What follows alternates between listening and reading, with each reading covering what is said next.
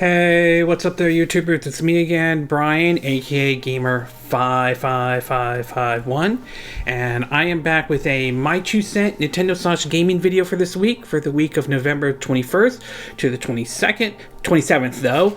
And I will say there won't be any video game review for this week though. Some stuff I gotta do, plus it's Thanksgiving, or as this video is being recorded, it's Black Friday and all. So won't be doing any video review, spending some time with friends and families and all, which is certainly nothing wrong to do on Thanksgiving or anything like that though. So I won't have a review for this week. I'll try to see if I can get one next week though, but I won't have one for this week, to be exact though. But anyway, we got 4 stories to cover for this week, including Reggie surprisingly being at a special event celebrating Xbox's 20th anniversary though. We have some updates on patches on several games such as Sonic Colors and the GTA Definitive Edition. Playtonic is talking about possibly the sequel to Yooka-Laylee though. And of course we have more fallout emerging from that Wall Street Journal report on Activision and Blizzard. This time with Nintendo, Doug Bowser actually making a response to the situation though. And if you're interested in where I got the source of this information and all, or where I got, like I said, the source of this information, links will be in the description though. I'm assuming you're watching this on YouTube though. But before we get started, we'll do what I like to call the quick My 2 Cents. Stories that kind of caught my attention though, but not going to go into a huge amount of detail though. The first one seems to be that there's a report that Cyberpunk 2077 is sort of getting positive reviews, particularly on Steam to be exact. It seems that it's getting, from what I've been hearing or from what I've been reading, mostly positive reviews, and CD Projekt Red is chiming in saying that they are working to get this game fixed and all, and that they are committed to it though. It's really unfortunate what happened to Cyberpunk 2077 though. Some of it, I will admit, was some people did overhype the game and treated it like it was the next coming of Jesus, while CD Projekt Red by all means do get the blame of launching the game, especially on the PS4 and Xbox One, in a unplayable state to be exact though. Not to mention there was the issue of crunch and conditions in the work environment at CD Projekt Red, which is an issue the industry as a whole seriously needs to do a better job addressing, to be exact though. And interesting enough, the best versions at the time when the game launched was either the PC, Google Stadia, and ironically the Xbox Series S, which had the game running at a steady, for the most part, steady 30 frames per second though. I'm hoping that when the next gen versions, the PS5 and Xbox Series S and X versions come out, hopefully CD Projekt Red could get that game under control though, but it was inexcusable how the game launches though. Hopefully, if these reviews are true, this is a sign that the game is getting there and that they are doing what they can to fix it though. But it certainly highlights the problem of this practice of ship it broken or unplayable now and patch it later attitude really needs to stop. We've seen what's been going on. We saw GTA Definitive Edition as a good example of that though, which I'll get to that one a little bit later. We also learned that the producer of Bravely Default basically is telling fans to look forward to stuff they will have, or something that the announcements or stuff they'll have at next year's anniversary, which will be the 10th anniversary of the series though. I am curious to see what they have in store for Bravely Default though. My hope at the very least, and this just may be me guessing, is I would like to see maybe a port of the first and maybe Bravely Default and Bravely Second make their way over to the Nintendo Switch. I would be happy to see those games make it over. We've seen the game came to the Switch. We've seen the second one came to the Switch this year, and recently it has been out on the PC, and it seems to have done pretty well though, so I'm very happy for that. So hopefully we'll see something like that. We know that there's a Bravely game being developed for mobile games, and I know that's not everyone's cup of tea out there though, so hopefully we'll hear something about that soon. As for Bravely Default 3 or anything like that, we know We know they are thinking of ideas, but it's still going to be a while before we hear anything, which is unfortunate because I would be open to a Bravely Default 3.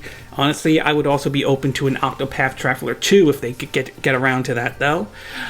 Speaking of more from Square Enix, it looks like the game Neo: The World Ends With You, at least according to Square Enix, has underperformed expectations, though. Now, there could be several reasons why. Some of it could be the World Ends With You final remix that was ported to Switch turned people off, and I can understand why. The controls there were not great at all on that game. Others could point to it was crunched between several other games like Skyward Swords, but others, and this is a common thing that Square Enix is known for, is that maybe they set their expectations way too high, expecting this game to basically sell as a whole bunch of copies, unaware of the fact that it's a niche title, a good niche title to be exact, at least from my view though, but a niche title nevertheless. So there's a lot of reasons why the game didn't sell well. But then again, Square Enix is known to set expectations way too high. I mean, they've also been known to make questionable decisions like throwing Crystal Dynamics under the bus because Avengers did not sell very well. Then again, it was Square Enix that pushed that game for a live service, and that certainly has not really sat very well with a lot of folks, to be exact, though, compared to where Guardians of the Galaxy is right now, which has certainly been praised by a lot of folks. Not to mention, it also got nominated for several categories into the Game Awards, to be exact. So kind of makes you wonder the kind of situation Square Enix is doing in terms of handling some of their stuff, though. And last but not least, we learned that Shin Megami Tensei 5 has recently received an update, though. So basically that is certainly nice. Some of it is, I think, changing some of the puzzles or certain wind puzzles in one of the areas to, I think, some of the camera angles and fixing some of the bugs. It certainly is nice, though. I have played a little bit of Shin Megami Tensei 5 on my Nintendo Switch, and I like what I see so far. Some like to call it a mature Pokemon, which that might be true to a certain extent, to be exact, but either way, it is a fun game, especially for those who've never played this game, never played a Shin Megami Tensei 5. Although if your first game for them was Tokyo Mirage Session, if I'm saying that name correctly, you could see some of the comparisons, considering that the folks who did develop Tokyo Mirage Session was the same folks who developed who are responsible for the Shin Megami Tensei and of course the Persona series, to be exact. Okay, with the quick my 2 cent part now officially done, we'll get started with our first story. And this one has to do with Activision and Blizzard. Now, I'm sure you're fully aware about the whole controversy surrounding Activision and Blizzard, though. They were in the news this year when it was reported about allegations of the working environment that Activision Blizzard was in, though, and the horrible sort of condition or fraternity type conditions, though, which led to several employees walking out from Activision Blizzard. Not to mention the CEO Bobby Kotick, who has earned really a not so great reputation, including the infamous that because they didn't make all the money in the world, they decided to lay off several employees. So while they basically give themselves bonuses and all, so you can see why Activision Blizzard isn't really liked by a lot of folks. It's similar with EA, to be exact. Well, recently it seems as though there are several situations that has recently emerged this week regarding Activision Blizzard, though. Several articles seem to point out in terms of one that now seems to be pointing towards Bobby Kotick, who might consider resigning if he can't basically fix the situation in Activision Blizzard. In this article from GameIndustry.biz, it reads that, quote, Bobby Kotick has reportedly said he would consider resigning from his role as CEO of Activision Blizzard if he cannot fix the many issues with the company's culture quickly. That, according to a source speaking to the Wall Street Journal, who told the publication that Kotick had a meeting with the Call of Duty publisher's top executives on Friday to address the latest problem they face. While he did not say he would definitely step down, he said it was possible if the company's issue with abuse and misconduct were not fixed with speed. During the meeting, exec reportedly told Kotick that some staff will not be satisfied until his resignation. Kotick said apologies for how he handled the situation and added he was ashamed of some of the incidents that have happened during his 30-year tenure as CEO. The Wall Street Journal has also reported the publisher board of directors is considering the creation of a workplace excellence committee, a group that would oversee companies' effort to fix its culture, but there are no plans to investigate Kotick specifically. Activision Blizzard did not respond to Wall Street Journal's request for comments. The lack of a resignation or even the promise of one is likely to frustrate that many parties would have been calling for Kotick to step down in the past couple of weeks, though. Meanwhile, several other stories, like this one from Destructoid, has basically pointed out that its organization called Girls Who Code Initiative cut ties with Activision Blizzard. The report reads that, quote, gaming initiative Girls Who Code announced this week that it's serving its partnership with Activision Blizzard over the accusation of bullying, sexual harassment, and general toxic work culture within the development publisher wall. The nonprofit organization, which works to encourage better opportunities and equal rights for women in video game development, has been working alongside Activision for the past 3 years after the two companies came together over the 2018 summer intermission program. However, as allegations mount against Activision and its working environment practice, particularly towards women, Girls Who Code has decided to end the partnership. Our priorities has and always will be to stand up for women and other underrepresented groups in the tech and ensure that they are given the support and stability they need to actively thrive as they pursue a career in computer science, writes GWC on its official blog. This news about Activision proves that our priorities are fundamentally misaligned, if I'm saying that name correctly. We cannot in good conscience continue to work with a company that is so against their own values. We hold our partners accountable when they fall short and work with them to bring meaningful solutions to the table. However, there is a line, and the allegation against Activision has crossed that line.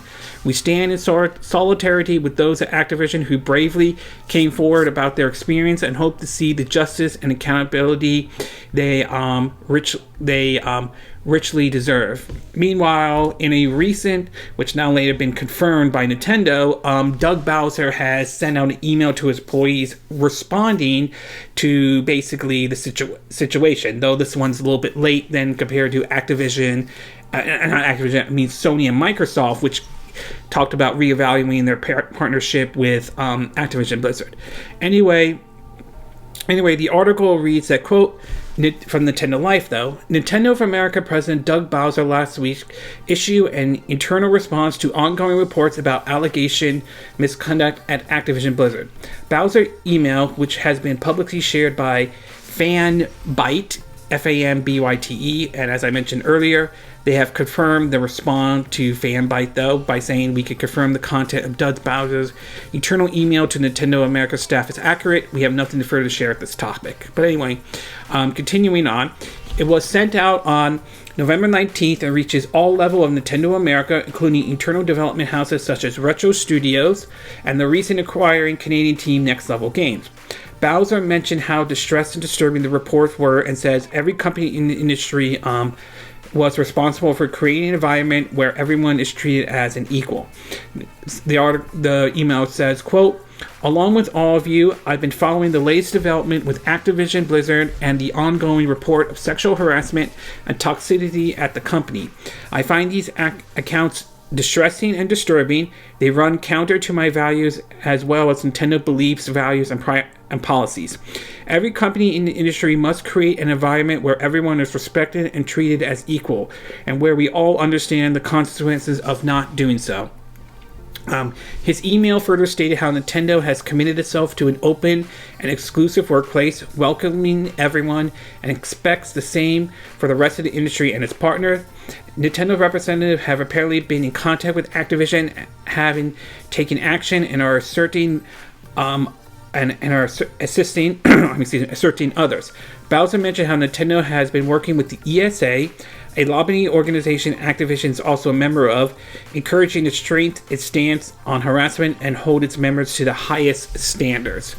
Alright, so I will say, excuse me, for Nintendo, it's kind of better late than never, but I really think they should have responded at the same time that Sony and Microsoft responded, though. As far as Bobby Kotick trying to fix the situation, I personally seriously have doubts he's going to do that, though. I think, to me, it's just more like delaying, basically, him stepping down, which, honestly, I still stand behind that, though. I think he needs to go, though. I think he has become a poison to Activision, though. And I think that as long as he's there, though, I think it doesn't sound like this whole controversy is going away, at least from my view, to be exact, though. I mean, and the way some of the reports in terms of from this to how he treated some people, even going as far as threatening them, to the fact that he fired employees so he could get himself a bonus, this is long overdue for him to go. I said this last week, and I'm going to say it this week as well, though. Now, some may argue that what Microsoft, Sony, and just recently Nintendo's doing could just be a PR stunt, and that might be true. It does speak volume that they are speaking out against what's going on, especially with Activision and Blizzard. And I do think as a whole, the industry needs to set certain standards and rules, though, because the kind of behavior we see in Activision, Blizzard, though, should be unacceptable in the workplace in the first place, though. Not to mention also issues such as crunch and everything like that. But yeah, to me, Bobby Kotick needs to go. It's just plain and simple. He needs to go. He might be able to fix this, though, but I have zero faith that he is going to be able to do this. So overall, we'll see if Bobby Kotick can fix the situation at Activision Blizzard. But like I said, I have serious doubts, and it doesn't change my opinion on the fact that he needs to go, and he needs to go now. Okay, we're going to take a quick break, and when we get back, we'll get to part 2. And this one has to do with Playtonic's talking about a possibility of a sequel to, or most likely a sequel to, Yooka-Laylee. So we'll take a quick break, and we will be right back.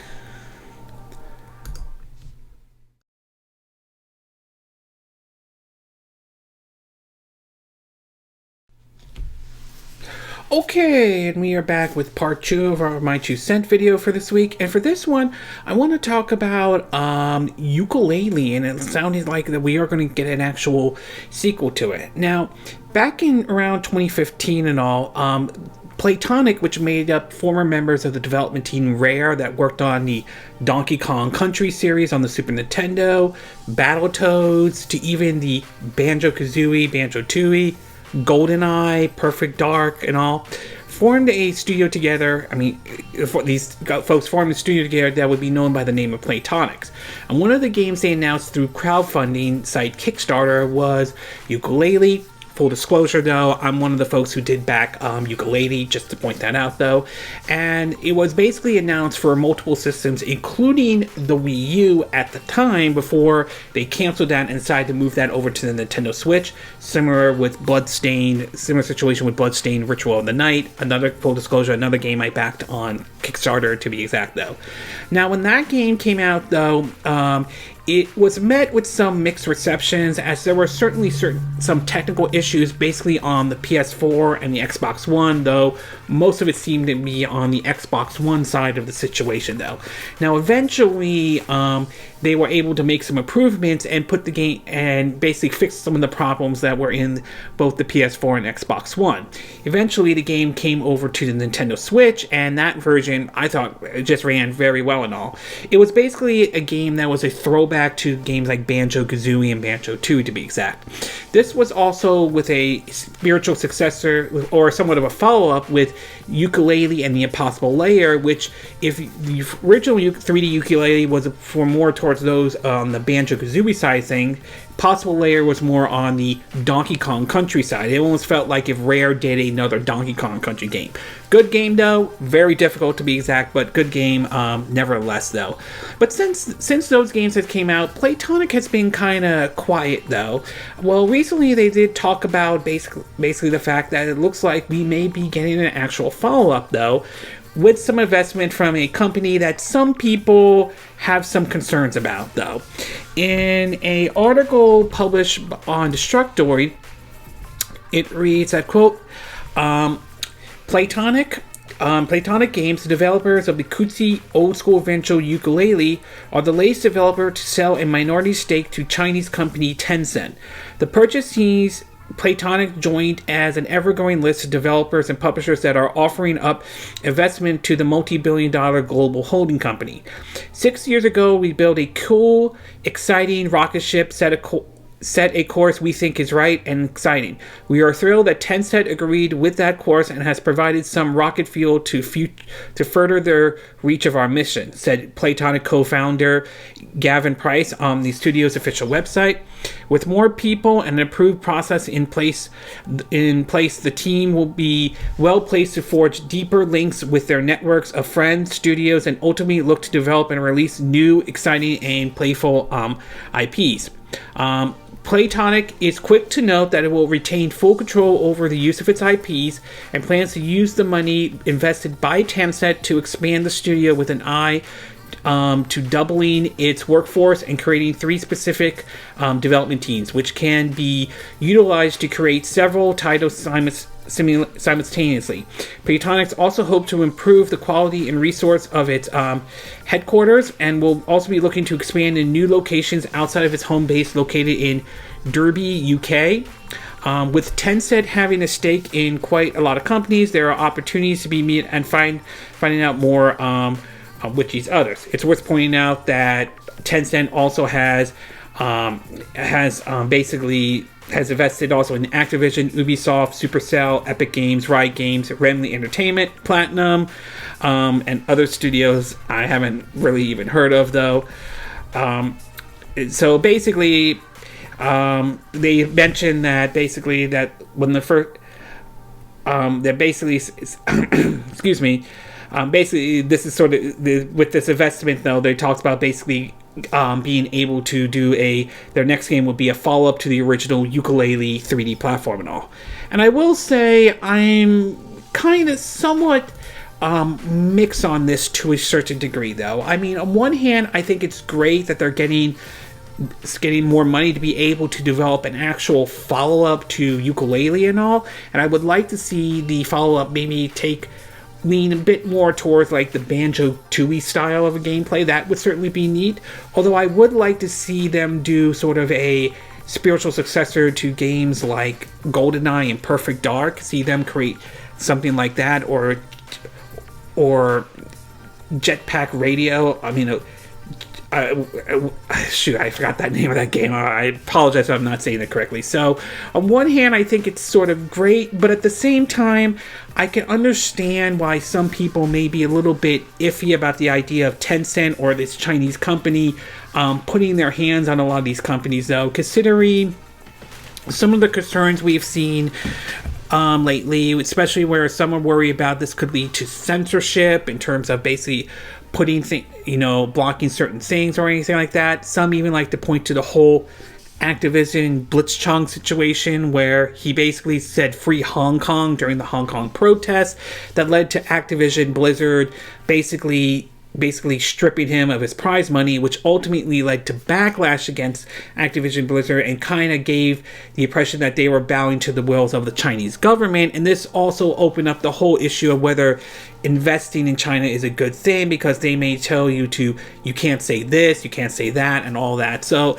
it brings up a whole lot of issues and all that stuff. And this also popped up when Platinum got purchased by Tencent, although Epic Games, the CEO, has recently said that Tencent's investment has not had any impact on their company or anything like that, and have been allowed to say what they want, though. But I could definitely see why some people might be concerned to this. So for me, I'm kind of sort of mixed on this. So overall, I'm glad Platonic is getting more money to be able to develop what appears to be could be a follow-up to Yooka-Laylee, though, which is fine. I don't have a problem if they do a follow-up to Impossible Lair. But at the same time, when the word Tencent is mentioned, though, I can see why some people might be a little bit concerned to a certain degree, though. Okay, we're going to take a quick break. When we get back, we'll get to part 3, and this one has to do with the fact that we are getting new updates and patches for Sonic Colors and GTA Definitive Edition, both games that were what many view was a mess when they originally launched, particularly with GTA Definitive Edition, though.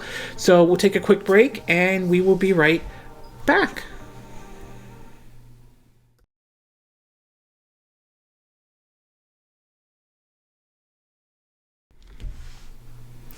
Okay, and we are back with part 3 of our My 2 Cent video for this week. And for this one, we're going to be taking a look at several updates or patches for 2 specific games, though.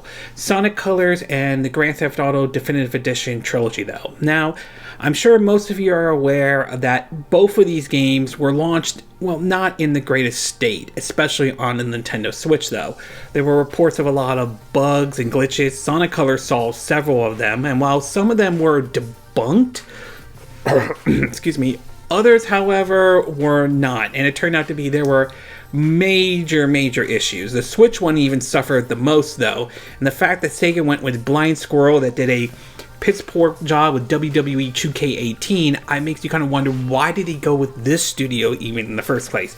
But the one that caught a lot, that certainly has gotten into the spotlight the most, has been basically GTA Definitive Edition.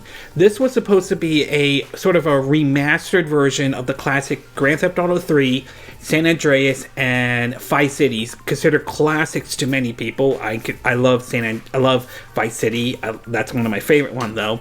But they were launched in a terrible state when those games came out, to the point that even the PC version wasn't working because they had to take it down off the Rockstar launcher. I mean, this obviously prompted Rockstar to later apologize, not realizing the game did not live up to the standard. Not to mention, you gave it to a team that supposedly is known for porting GTA games to mobile devices, and yet you let them do the console and the PC version, to be exact, though. Well, anyway, this week we just learned that several updates were been released for Sonic Colors and GTA Definitive Edition, though. In the one regarding Sonic Colors, it reads, several updates have been known. It's called Patch 2.6 or version 1.0.6 for the Switch version, though. And here's what the patch has to say. Quote, improved stability on all platforms, update to the save game system, audio mix improvement, music now loops in credits, update to give credit where credit's due, trophy and achievement description. Under Switch specific updates, though, Eggman fireworks now appear at the end of terminal velocity. Under the PC Pacific update, fix for issue where Yellow Drill Wasp could not damage Captain Jelly, and various bug fixes. Over in terms of Grand Theft Auto, well, this one is sort of a mouthful. There are a whole lot of issues that they fixed, though. I mean, for all platforms, they point out basically misplaced textures, incorrect help textures display, misplaced objects, audio lines being skipped, delayed, or repeat, though. Then they go into each specific game, like fix an issue when paint spray doors were closed, preventing players from being able to enter. Fix an issue where disposing of the evidence does not unlock after completing the dead skunk in the trunk mission. They point out Xbox Series S and X and One. They point out for games like Vice City, fix an issue where the game would crash when switching from TV mode to tablet mode during the loading screen. Obviously, this is for the Switch version, though. Fix an issue when prompted error out of video memory trying to allocate a texture. Make sure your video card has the minimum required memory or lower the resolution. Fix an issue where Tommy Vercetti character model goes into a T-pose mode during the cutscene for In the Beginning. So there's like a laundry list of a lot of these fixes, though. A huge laundry list. And this is sad. I mean, this is really downright sad and pathetic. Sonic Colors, obviously, it took them a while to finally get a new patch out, which is inexcusable, don't get me wrong, and Sega definitely deserves a whole lot of criticism, though, to that game, and I am very concerned about their next Sonic game, Sonic Rangers or Sonic Frontier, whatever they're going to call it. If they can't even handle something like Sonic Colors, a port of a Wii game, right? I don't have a lot of confidence they can handle their next Sonic game, so I have serious concerns about it, though. But GTA Definitive Edition was certainly inexcusable, to be exact, and the fact that we have to see a huge laundry list of all these bugs and glitches, it just shows to you that this reinforces the argument that this game was not ready to go when it was ready to launch and everything like that, which is really a shame, because there are some ideas I like that they did in the definitive editions, but the fact that we have to wait this long for them to patch the game is just inexcusable. And the worst part about all this is these are games released back during the PS2 era, though. These are games that could have taken the PS2 code, though, maybe make some adjustments here and there to make the game work. Instead, for some reason, they decided to do the mobile version, or somehow they lost the codes for the PS2 or original Xbox version, and they gave it to a development team that basically does not have a history of developing for other systems, and it sounds like they did the bare minimum as possible, though. And it certainly stands behind the statement I said last week when they apologized, though. And that is, I was hoping this did well enough to see other games get the remaster treatment, but my position still stands is after seeing how Rockstar handled this, I have doubts about that, though. I mean, as much as I would like to see a GTA 4 get remastered, I'm not sure I want to see that happen, given if this is how they handle the Definitive Edition, I can't imagine how they would handle a remaster of GTA 4. So, this is just sad. This is really sad, the fact that that's taking them, that you have this huge laundry list of stuff, and it's clear that this game, even with Sonic Colors, it's clear that it was not finished in time, and they should have delayed the game and give it the time needed to iron out certain areas that need to be ironed out. You can see why some people are calling GTA Definitive Edition this year's version of Cyberpunk, which is really sad that they're calling it this year's Cyberpunk, though. It really is, especially for these kind of classic games, though. So overall, though, I have to say, while it's great that Rockstar is committed to fixing these games, and it looks like they're trying to do the best they can, same with Sega, though, it still doesn't change the fact that it was inexcusable for them to release a game at this level, to be exact. They should have delayed the game to iron out the areas to iron out, but instead they took the ship it broken now and patch it later kind of attitude, an attitude that I really think needs to stop. This is unacceptable to have the game launch in these kind of conditions, and consumers have a right to be angry, not to mention I believe consumers have a right to even ask for a refund if they truly want a refund, though. Okay, we're going to take a quick break, and when we get back we'll get to part 4, and this one has to do with Xbox hosting their Pioneer or their 20th anniversary presentation with no other than former Nintendo of America president, Reggie fils-aime. So we'll take a quick break and we will be right back.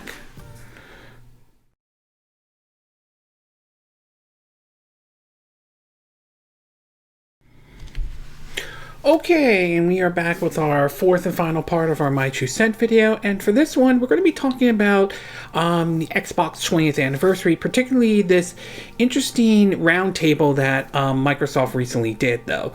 Now, I'm sure most of you are aware this year sort of marks the 20th anniversary of the Xbox brand, though. I'm sure most of you know the original Xbox came out around the same time the PS2 and the Nintendo GameCube did. And I remember seeing it, though, how it was, at the time, sort of this big, bulky machine compared to what the GameCube and the PS2 were. And I remember trying out the controller at a friend's house, to be exact. And I will say, at the time, I wasn't really a big fan of the original Xbox controller, mostly because I didn't find it very comfortable and all that. But there was no denying at the time the original Xbox did have some really neat exclusives, including some from Sega like House of the Dead 3, Jet Set Radio Future, I think Gunvikery, if I'm saying the name correctly, which recently has just came out as on part of Microsoft's backwards compatibility and all that, though. But we've also seen that the Xbox brand has seen some highs, like with the Xbox 360, though, but also at the time some lows with the Xbox One, though I think Phil Spencer kind of put the Xbox One in a better position than it was when it originally launched, though, to now here we are with basically the Xbox Series X and S. Now, during this roundtable, they had interviews with folks like Peter Moore, who was formerly head of Sega and was once head of the Xbox brand, to folks like the head of 343 Industry, and the roundtable was hosted by former Nintendo of America president Reggie, though. Now, I did watch the event, and I will say it was actually very good. I always find these stuff kind of fascinating in terms of the thought process of what went through in terms of when a lot of these systems were being made, like what kind of hurdles that they had to go through, what kind of testing and all that stuff. So it's always very interesting to see how this is all done. It kind of reminds me a little bit of back during the Wii and Wii U area when the late Shigeru Iwata hosted what was called Iwata's Ask, which was basically interviewing developers and asking them about, what they went through in terms of developing the game, what thought process, what got cut out, what you had to rethink. So this stuff was always fascinating and all, and it was very interesting to hear from a lot of these folks in terms of stuff, especially Peter Moore, about, in terms of, how there was sort of like at the time the idea of online gaming and how the Sega Dreamcast kind of set it up, but then when that didn't succeed, it was like the baton was passed to the Xbox and how that succeeded with stuff like Xbox Live, Xbox Gold, and of course currently with Xbox Game Pass. So all of this is certainly very fascinating, and it was also interesting to hear about Reggie talking about, how I believe how he has family members who basically said, asked him to check out, the Xbox and all that stuff.